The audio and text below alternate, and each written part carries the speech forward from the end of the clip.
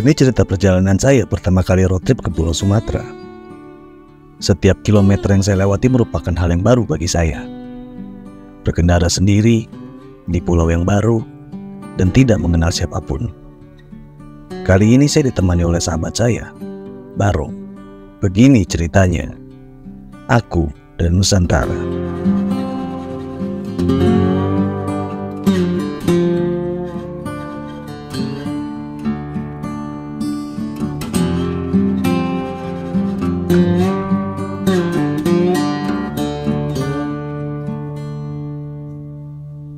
Setelah perjalanan yang sangat jauh, berjumpa dengan pesisir yang indah, kota yang bersejarah, medan yang ekstrim, dan cuaca yang tak menentu. Akhirnya saya bertemu dengan sang idola, Road Trip Indonesia. Saya disambut dengan hangat oleh mereka, diajak berkeliling ke berbagai tempat indah, berkenalan dengan penduduk desa yang ramah, dan juga mencoba cita rasa masakan pedesaan Minang yang autentik. Dan sekarang saatnya saya datang dan mengenal lebih dekat dengan kota terpenting di Sumatera Barat, Bukit Tinggi. Oke guys, kita udah sampai Bukit Tinggi dan wah, ada rumah potong hewan Bukit Tinggi. Kita udah sampai Bukit Tinggi dan di sini dingin men.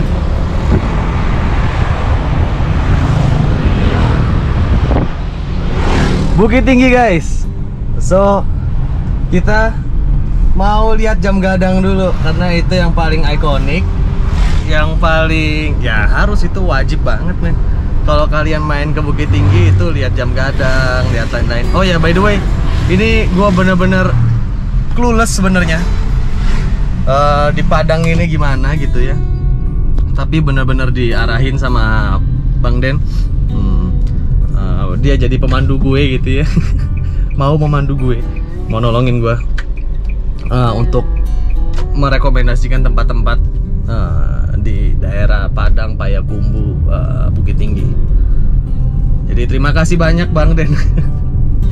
Aduh. Oke, sekarang kita lihat yuk. Ntar lagi sampai. Ini pertama kalinya juga saya memasuki kawasan Bukit Tinggi.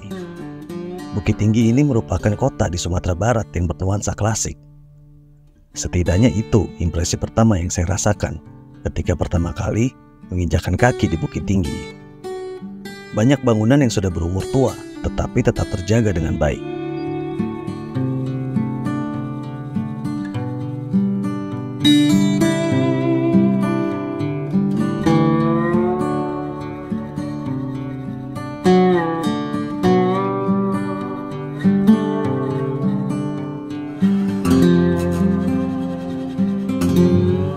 Jam gadang ini benar-benar padat dengan apa namanya, orang-orang yang jualan dan segala macam, dan which is ini good sih karena memang dibikinnya steril begini, tapi memang benar-benar orang jualan. Ada simpang raya men. Di sini juga buat kalian yang bawa anak-anak tuh, Pizza Hut, KFC semua ada. Tenang, CFC ada. Biasa kan anak-anak maunya yang begini-begini nih kan. Ya kan? Nah, ginian ada, dan ini benar-benar pasar lama. Terlihat bangunannya juga beberapa masih bangunan-bangunan lama, mungkin kayak di Pasar Baru, Glodok ya, rasa-rasanya ya. Tuh. Bangunannya masih bangunan lama. Oh iya, sekedar info untuk teman-teman, Bukit Tinggi ini merupakan salah satu kota yang menjadi bagian penting dari cerita perjalanan panjang kemerdekaan Indonesia. Ya, karena Bukit Tinggi sempat dijadikan ibu kota sementara setelah sebelumnya Jogja juga ditaklukkan oleh Belanda saat kembali menjajah Indonesia. Jadi sebenarnya ada loh presiden sementara dari Bukit Tinggi yang jarang dicatat oleh sejarah. Syafruddin Prawira Negara namanya. Beliau harus menjabat sementara hanya demi untuk mempertahankan eksistensi Indonesia di mata dunia. Ya, karena saat itu Bung Karno sebagai presiden ditangkap oleh pemerintah Belanda. Belum lagi Bukit Tinggi juga merupakan tempat lahir wakil presiden pertama kita loh, Bung Hatta. Jadi ada juga ya Museum Bung Hatta di sini.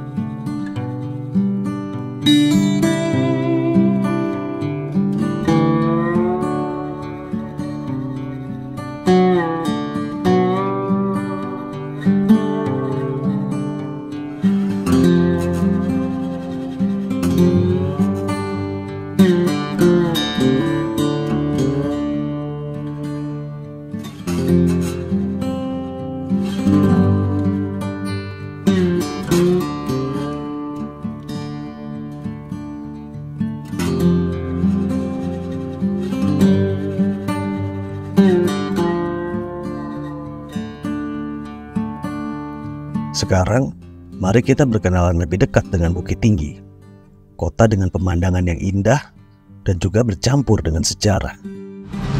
Kita lihat-lihat dulu.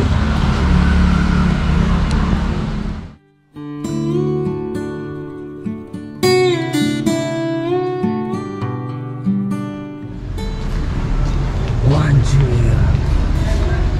Lu belum lihat ke sana kan? Ntar gue kasih lihat. Makanannya. Anjir.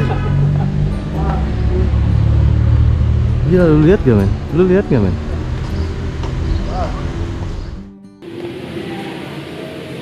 Wah anjir guys, ini mahal sekali guys. Jadi kalau kalian lihat ya di sana, tuh kelihatan nggak ya? Nah itu gunung tuh yang ketutupan sama awan di bawahnya. Sorry, mana ya tangannya? Nah itu pemukiman warga tuh. Makin turun ke sini. Tuh. Inilah lembahnya. Dan masih ada monyet ya men di sini. Ini namanya Ngarai Sianok. Dan kita ditemenin sama bapaknya nih, ntar gue tadi udah minta tolong. Oh, halo Pak. Seniornya ya? Dengan Bapak siapa? Bapak? Bapak Perta. Perta? Iya. Oke, makasih Bapak Perta. Jadi gimana Pak ini? Jadi, posisi abang sekarang itu berada di salah satu objek namanya Taman Panorama dan Lubang-Lubang. Jadi yang biasa dilihat di sini yaitu keindahan Ngarai Sianok. Ini Ngarai Sianok sebutannya? Ngarai Sianok ini maksudnya lembah Sianok. Lembah Sianok, ya, oke. Ini konon kabarnya proses terjadinya ini dikarenakan efek dari letusan Gunung Tinjau yang sekarang jadi Danau Maninjau. Oh, terjadi pembelahan di utara Bukit Tinggi dengan panjang 14 kilo, kedalaman 100 meter. Oke. Terus di bawahnya itu ada juga sungai namanya Batang Sianok. Bentar ya, saya lihat. Batang Sianok ya? Batang Sianok ya. Itu airnya tuh dari ada sungainya, puncak gunung ini. Airnya dari puncak gunung. Singgalang tuh. Singgalang tuh yang gede itu kan? Ya, Singgalang. Oke. Yang itu Marapi ya. Cuma bedanya hanya 50 meter aja tinggi Marapi ini. 2.700 meter. Yang itu 2.700. 2.750. Ya, yang ini 2.700 meter. Oke. Terus ada juga desa di sebelahnya itu namanya Koto Gadang. Oke. Nah, yang sebelah sini Sianok. Yang sebelah situ? Ya, Sianok. Oke. Nah, terus kalau kepingin ada lagi objek sejarah namanya Lubang Jepang. Ini semacam benteng pertahanan bawah tanah yang dibangun oleh Jepang semasa pendudukannya di Bukit Tinggi. Oke, yuk kita lihat yuk. Ya. Yang mau kita lihat nih sekarang, itu titik awal penemuan Lubang Jepang di sini dulu. Dulu bentuk awalnya itu kecil sebesar ban mobil. Tapi ini digali ulang oleh pemerintah karena pintu masuk dibuat dari sini. Nah, kemudian ini bentuk dalam denah. Oh, ini denahnya nih. Iya. Kira-kira panjang Lubang Jepang yang sudah layak dibuka untuk umum lebih kurang 1 kilo 470 meter, berada di kedalaman 42 meter di bawah tanah. Terus kalau kita masuk, posisi kita sekarang sini. Nanti kita turun tangga dulu, 132 anak tangga. Jadi di dalam ini datar, nggak ada tangga lagi. Di dalam akan kita lihat 21 lorong-lorong. Di antaranya ada 6 bekas ruang makan, ruang amunisi atau ruang senjata Jepang, 2 bekas ruang makan Romusa, 1 ruang sidang, dan yang lebihnya ini barak atau tempat tidur tentara Jepang. Ini 2 pintu pelarian nembus dengan Sianok. Sekarang difungsikan untuk sirkulasi udara, jadi agak dingin di dalam. Kemudian ada penjara bawah tanah, kemudian ada dapur. Nah, di dalam dapur ini ada 2 lubang lagi. 1 lubang pembuangan mayat Romusa yang mengerjakan ini. 1 lagi lubang pengintaian. Nah, ini pintu penyergapan tempat Jepang memasukkan makanan dalam membangun ini. Kemudian ini pintu utama. Awal start pembikinan lubang Jepang dimulai dari sini dulu. Malah ini dulu kecil sebesar ban mobil. Tapi ini digali ulang. Terus terlepas dari yang 1,5 kilo, ada 3 terowongan di sini. Akses tembusnya sampai ke pusat kota. Tapi ditutup untuk umum sekarang. Oh, ditutup. Dulu dibuka? Dulu dibuka, tapi karena karena sirkulasi nggak memadai, belum layak dimasuki oleh para pengunjung. Yuk, let's go. Jadi sampai jalan saya cerita sejarah ya. Boleh. Jadi lubang Jepang ini ditemukan tahun 1946. Awal ditemukan lubang Jepang di atas ini, yang mana waktu ditemukan bentuknya itu hanya kecil sebesar ban mobil, sepanjang 20 meter ke bawah. Kalau kita lihat sekarang lebar, ini karena sudah dilebarkan. Alasannya sejak dibuka menjadi objek wisata pada tanggal 11 Maret tahun 86, itu pintu masuk dibuat dari sini oleh pemerintah. Dulu kenapa bagian yang ini kecil? Konon kabarnya pernah digunakan Jepang untuk mengintai ke arah pusat kota. Kemudian kalau kita merasa sejuk sekarang, semacam kayak ada AC, alasannya itu ada 6 sirkulasi udara yang dibuat oleh Jepang.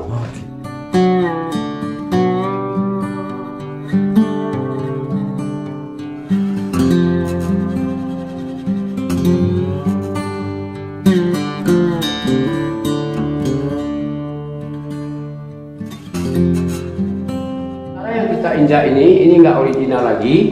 Ini dikarenakan sudah digali ulang 30 cm, terjadi penambahan batu alam. Nih. Oh, ini batu alam? Ya.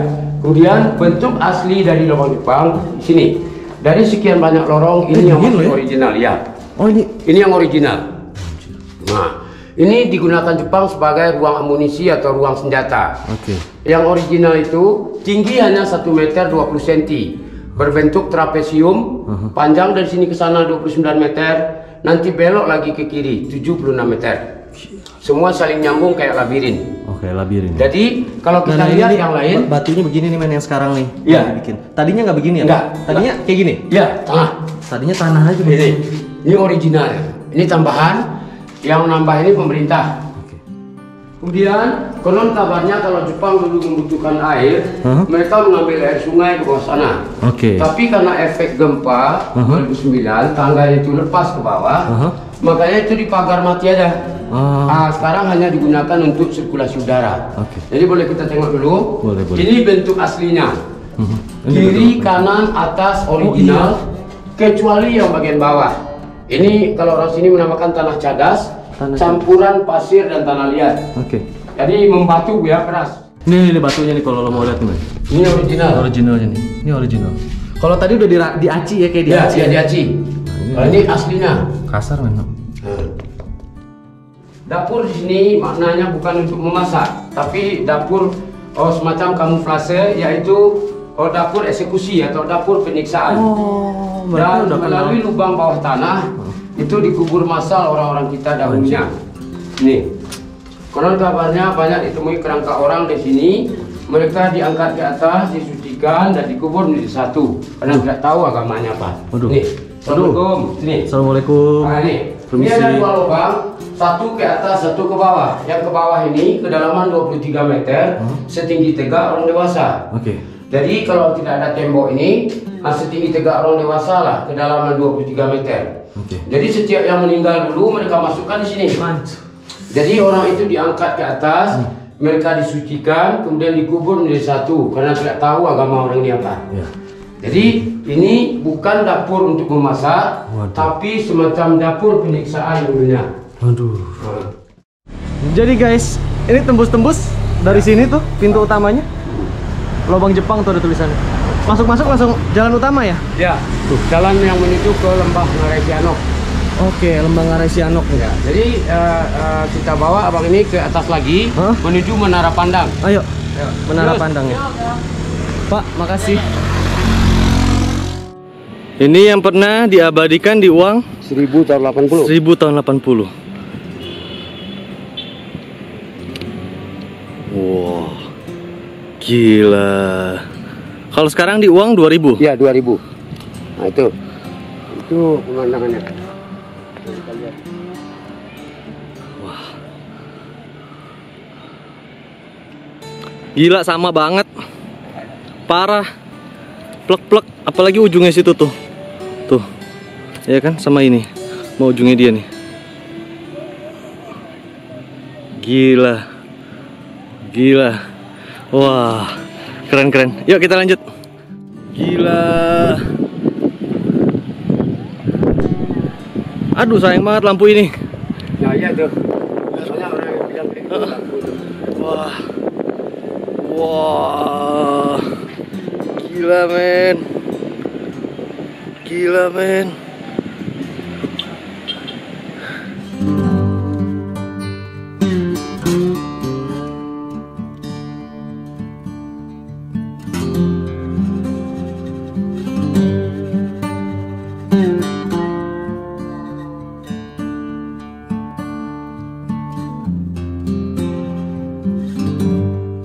Setelah selesai menelusuri Ngarai Sihanouk dan Gua Jepang, saya pun mampir ke penjual souvenir. Saya membeli beberapa oleh-oleh di sini, pisau khas Minang, dan juga lukisan. Lukisan di sini hasil karya langsung loh dari penjualnya. Ini pertama kalinya saya menemukan hal seperti ini. Oh iya, untuk teman-teman, kalau bertemu dengan penjual souvenir di tempat wisata, usahakan ya untuk membeli, agar mereka merasakan dampak ekonomi dari industri pariwisata Indonesia. Dan juga untuk teman-teman, usahakan ya untuk menggunakan jasa para guide di tempat wisata. Selain untuk mengenal lebih jelas tentang cerita di tempat wisata tersebut, kita juga bisa membantu perekonomian para guide. Karena jujur saja, mereka sama sekali tidak digaji oleh pemerintah ataupun dinas pariwisata. Mereka hanya mengandalkan pemasukan dari kita sebagai turis. Saya berharap suatu saat nanti, para guide bisa menjadi bagian dari pegawai negeri, karena jasa mereka sangat besar sebagai penyambung tongkat sejarah di Indonesia. Guys, sekarang lagi hujan. Tadinya mau foto di sana tuh, tapi nggak bisa. Kami ada ketentuan di sini, kalau membawa tamu itu harus nego dengan langsung tamu. Tapi tidak ada gaji per bulan dari pemerintah, per minggu atau per bulannya tidak ada. Itu Allah Maha Kuasa, Allah lah yang berkehendak semuanya ini. Jadi saya harapkan konten abang ini pun menjadi bagus, banyak digemari orang. Gitu. Makasih Pak. Dan selamat sampai di tujuan. Ya, amin, terima kasih. Oke guys, kita akan mengarah, kalau kalian lihat tuh ada tulisannya, kita akan lewatin Ngarai Sihanouk nih. Setelah keluar dari goa, akan keluarnya di sini men, Bukit Tinggi Ngarai Sihanouk.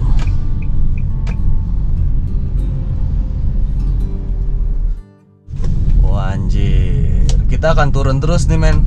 Cuma ini belum kelok 44 ya, masih jauh men, kelok 44. Wow.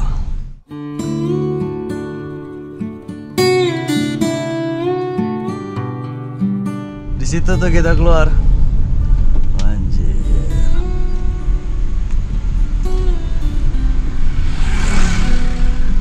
Dan ini nggak main-main ini jalanannya. Kalau lu lihat kayak parkiran di mall-mall. Tuh, tuh, gokil men ini. Tuh, sadis. Ini kayaknya kalau dari Bukit Tinggi satu-satunya jalan mau ke apa namanya, Danau Maninjau itu lewatnya. Anjir, guys, lihat guys. Anjir.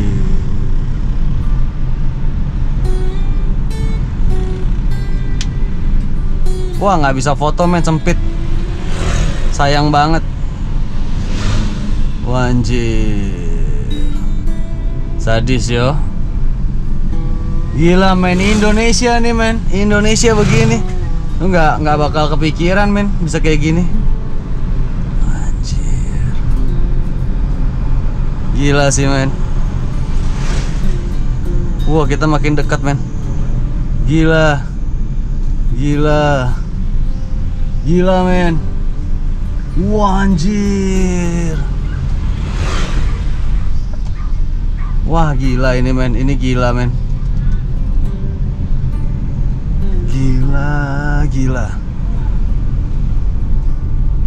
Ini jadi jalan kita benar-benar di bawah tebing begini. Tuh itu.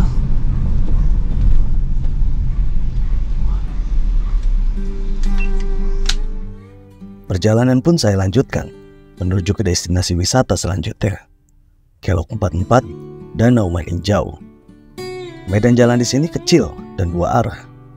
Teman-teman pastikan ya punya driving skill yang mumpuni saat melintas di sini.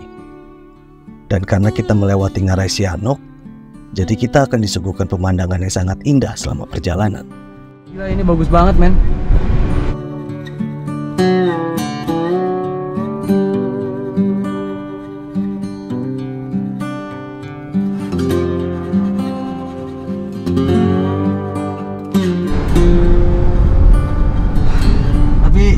Kalau buatan Tuhan sih pada dasarnya selalu indah. Cuma manusianya nih kacau men. banget apa membangun sesuatu yang seharusnya tidak dibangun di situ atau hilang men, jadinya keselarasan nih kalau menurut gua. Gimana? Gila men, kita jalan di tengah-tengah tebing ini, kacau, gokil banget men. Dan ini ekstrim ya men, tanjakannya apa ya, lumayan loh men, ini menguras tenaga mobil. Wah, Anda memasuki kawasan wisata Danau Maninjau. Kayaknya kita ngopi dulu di sini enak sih. Wah, anjir. Yuk kita ngopi yuk, seru kayaknya. Guys, kalian mau lihat gak? Nih ya, kita lagi di warung si bapak ini. Halo Pak. Halo Pak. Gile, doi view-nya mahal banget. Wah.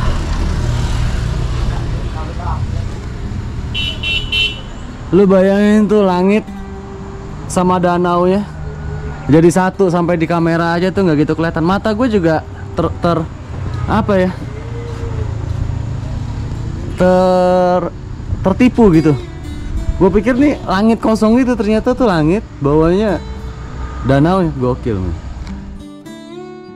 Guys, gila men, anjir. Gini loh, warung itu harusnya kayak gini men, yang benar-benar bisa lihat view dan proper, dan spotnya tuh tepat sekali. Gue pengen kasih kalian view yang enak banget tuh susah banget men, beneran. Jadi kalau dari semua video dari episode 1 sampai sekarang, gue nggak tahu nih episode berapa gitu ya, kalau kalian bilang maksudnya viewnya kurang apa segala macem bla bla bla, beneran men, angle-nya sempit. Dan gue tidak punya teman di sini. Kebetulan baru dapat satu teman, jadi tidak tahu di satu tempat wisata itu spot paling bagusnya di mana gitu. Karena kalau spot umumnya rusak men, beneran. Lo nggak percaya, tanya Bang Den sama Kak Beda aja di Road Trip Indonesia, kacau men. Ya kita nikmatin dulu yuk. Wah anjir, kayak kaca, gokil.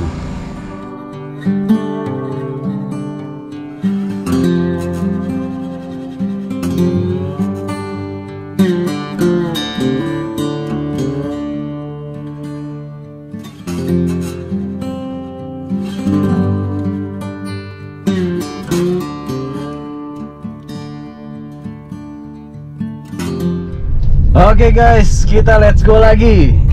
Jadi kalau di Google Maps ini sudah masuk Jalan Kelok 44 gitu. Tapi kalau maksudnya gua tanya si Akangnya juga tadi, bukan Akang ya, abang ya. Gua tanya abangnya juga begitu. Itu udah masuk Kelok 44. Tapi kalau di Google Maps itu gua mulai dari trip B ini nih. Dan semalam gua udah hitung dari trip B ini ke bawah itu memang 44. Itu bener-bener 44, mulai dari kelokan kecil sampai kelokan besar yang patah-patah gitu. Nah jadi kita akhirnya mencoba kelok 44 men.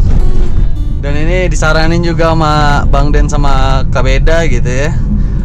Lu wajib cobain. Bagus nggak bagus masalah belakangan. Experience dulu, iya beneran. Ntar kalau udah masuk kelok 9 yang sesuai Google Maps, gue kasih tahu ya men. Sekarang lu nikmatin aja dulu.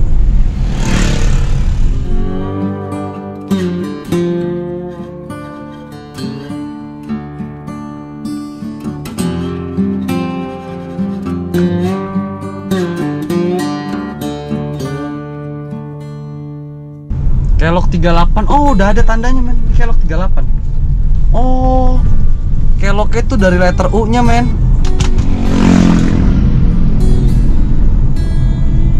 Nice.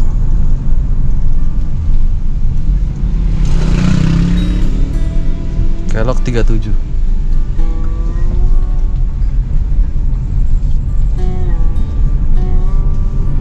Wah anjir, mampus, bagus banget.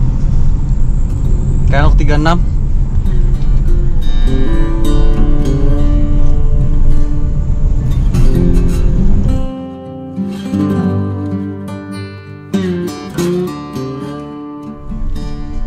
Kelok 34.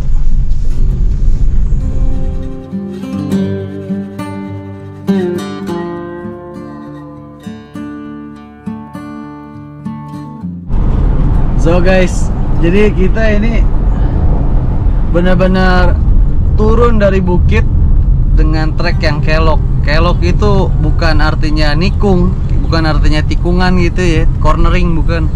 Kelok di sini artinya letter U. Itu yang disebut kelok. Makanya dia selalu hitung ketika sudah ada letter U tuh. Itu akan jadi kelok gitu. Dan asri banget men. Jadi ntar kita di bawah nih, kita pasti ngeliat atasnya nih.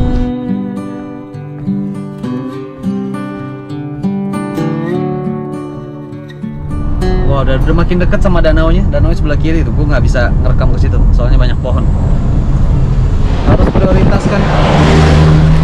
Harus memprioritaskan mereka ya men. Yang nanjak kasihan.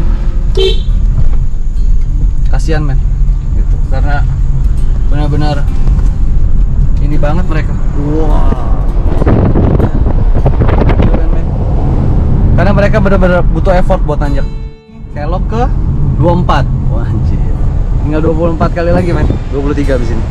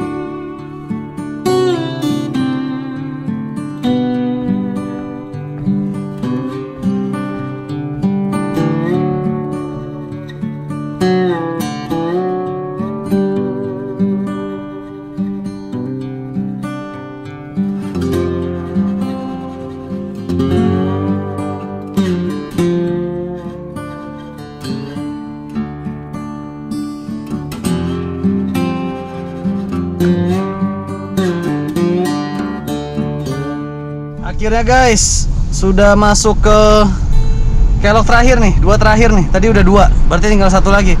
Satu lagi, yo bisa yo. Enak juga dikasih pelang-pelang gitu, jadi gua nggak perlu ngitungin keloknya ada berapa. Ya kan? Ya kita udah tinggal lihat aja. Dan memang bener-bener tepat nih kayaknya main kelok-keloknya, kelok berapa. Wah, asik men. Dan ini last nih. Walaupun pulangnya lewat sini lagi. Dan ini kelok ke 1. Akhirnya selesai perkelokan ini guys. Dadah kelok-kelokan. Wah men, simpang 5. Kita akan belok kanan ke arah Danau Maninjau. Wow, wisata alam Danau Maninjau. Tulisannya buram lagi.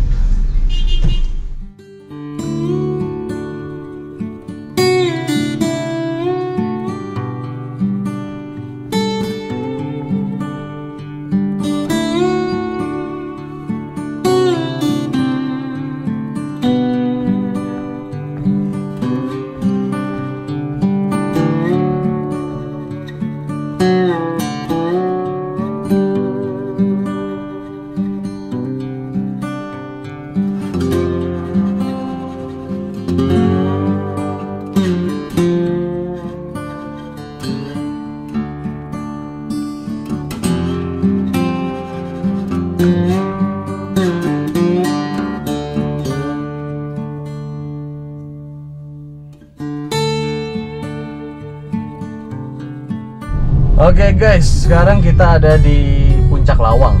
Ini belum puncaknya sih. Kita lagi menuju ke Puncak Lawang. Jadi kata Bang Den, memang si Maninjau itu, Danau Maninjau itu di bawah ya, nggak kelihatan apa-apa gitu. Dia tuh memang harus dinikmatinya dari jauh gitu. Karena kalau udah di bawah ya gitulah biasa pengelolaannya tidak baik lah, sama dengan tempat-tempat yang lain juga. Jadi kita harus nikmati dari jauh saja.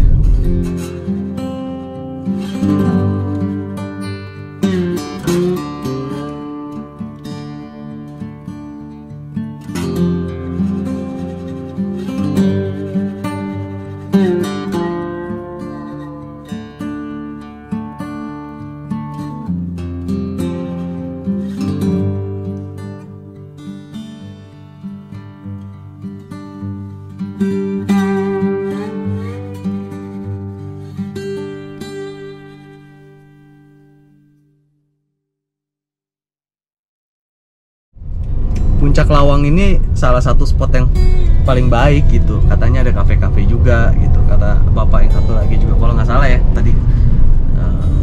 Ya sudah, kita nikmati saja.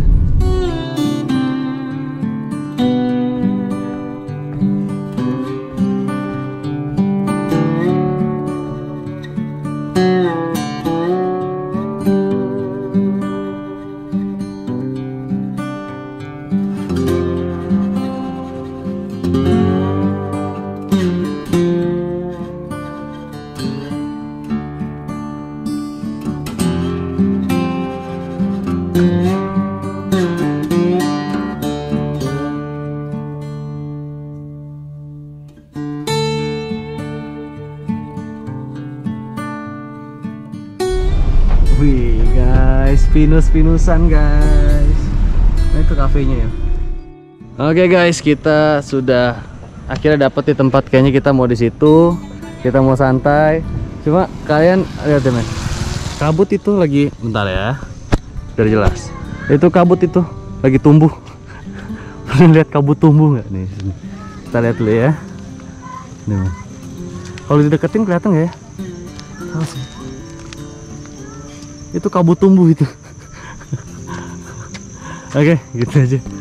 Yuk kita ngopi dulu, nyantai dulu, makan pop mie atau apa ya kan, nyantai-nyantai yang enak-enak ya kan. Nah ini kebun jagung ini yang tadi kita lewatin. Yuk. Wah, gila men.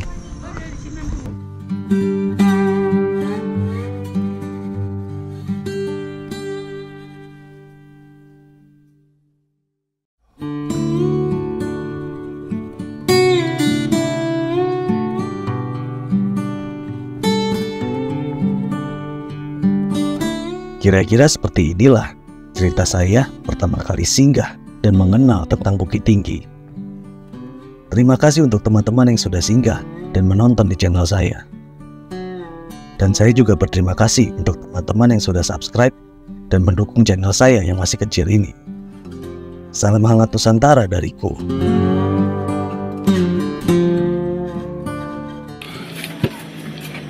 So guys, sekian video dari gua hari ini. Jangan lupa like, comment, subscribe, nyalain loncengnya.